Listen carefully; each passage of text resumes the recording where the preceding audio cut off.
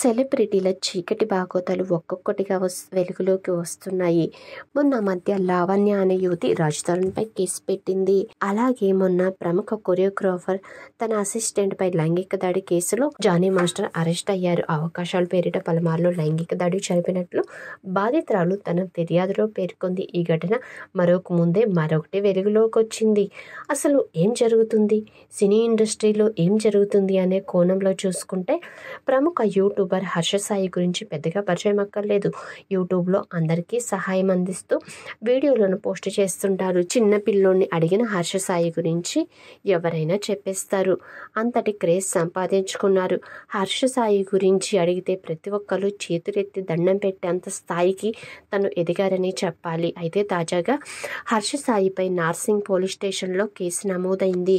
ప్రేమ పేరుతో మోసం చేశాడంటూ ఓ యువతి పోలీసులను ఫిర్యాదు చేసింది. తనని పెళ్లి చేసుకుంటాడని మోసం చేశాడంటూ బిగ్ బాస్ ద్వారా ఫేమ్ అయిన ఓ యువతి నార్సింగ్ పోలీసులకు ఫిర్యాదు చేసింది. సదరు యువతి పోలీస్ స్టేషన్కు చేరుకుని హర్ష సాయిపై ఫిర్యాదు చేసింది.